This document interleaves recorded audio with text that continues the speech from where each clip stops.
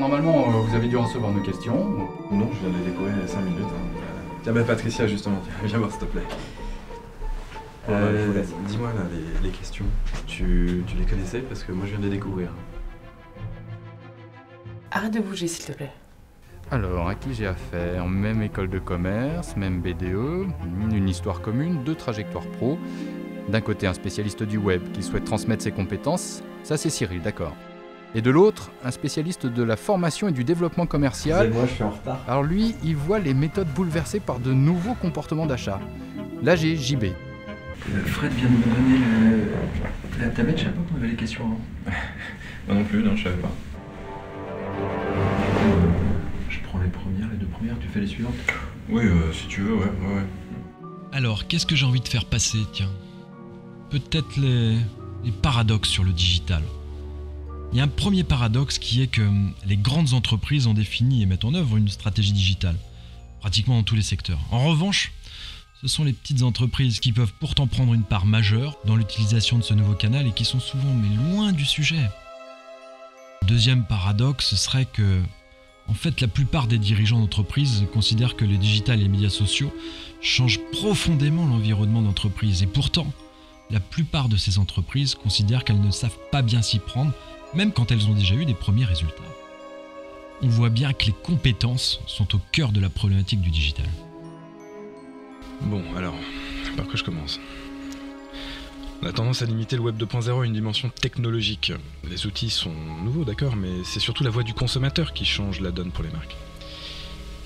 Suffit pas de raisonner Facebook, Twitter ou YouTube, plutôt de comprendre en quoi les nouvelles technologies impactent profondément et durablement la relation entre les entreprises et les clients. C'est pas mal ça. Il suffit pas de collectionner les j'aime sur Facebook, mais plutôt d'être à l'écoute, comprendre les opinions et agir en conséquence. La valeur ajoutée n'est plus dans le produit uniquement, mais dans l'histoire et la relation qu'il crée entre la marque et sa communauté.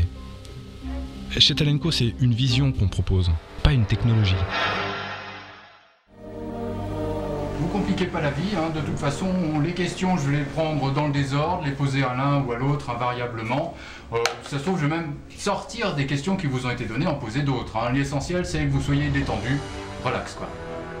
Il va pas bien du tout, lui. Cyril, donc votre micro est installé, peut-être vous pouvez pitcher sur Talenco par exemple pendant 20-30 secondes, qu'on puisse régler les volumes. Bon bah vous voulez que je vous raconte quoi? Une blague, mon sujet de philo au bac. Tiens bah justement Aristote disait l'homme est un animal social, JB. C'est exactement ce qu'on dit. Je vois vraiment pas le lien. Bah si, pourtant c'est évident. Regarde, dans une entreprise, tout n'est que relation humaine. La relation avec les clients, le management de tes équipes. Et le digital c'est quoi? Bah finalement c'est la même chose. Le digital c'est une boîte à outils qui sert à relier les gens entre eux et aux entreprises. Bah, le problème c'est que c'est pas aussi simple que ça pour tout le monde. Aujourd'hui une entreprise qui fonctionne bien, c'est une entreprise qui sait être créative et utile, qui sait adresser le bon message au bon endroit, au bon moment et à la bonne personne, mais attention, sans jamais être intrusive. Bref, c'est un vrai bins, surtout si t'as pas les compétences en interne. Et c'est pour ça qu'on a créé Talenco. Tu vois Patricia, par rapport à ce que disait Cyril tout à l'heure, si tu regardes tes propres comportements d'achat, bah, tu vas sûrement sur internet regarder des comparateurs de prix, des guides d'achat ou ce que disent d'autres internautes sur le produit ou le service que tu veux acheter. Le problème c'est que le consommateur il est passé au 21e siècle et l'entreprise elle est restée au 20e siècle. Du coup on a vraiment besoin d'adapter les métiers à ces nouveaux comportements d'achat. Toi par exemple tu es une professionnelle de la communication, si tu me dis que tu fais ton métier comme il y a 5 ans, on va pas travailler très longtemps ensemble. Mais effectivement on peut plus être dans des métiers de relations clients, marketing, communication, de la même façon qu'on l'était il y a quelques années, hein, c'est pas possible.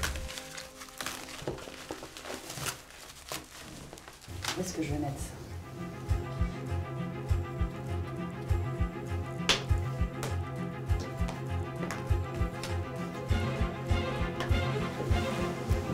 Tout à l'heure, j'aimerais bien que vous me posiez une question sur la communauté apprenante. Juste en 2 mots, c'est un outil de social learning qui est unique, qui permet d'optimiser de façon très très forte les dispositifs de formation. J'aimerais bien vous dire quelques mots là-dessus. Très bien messieurs, nous allons pouvoir y aller. Tout le monde est prêt? Silence plateau. 3, 2, 1, action.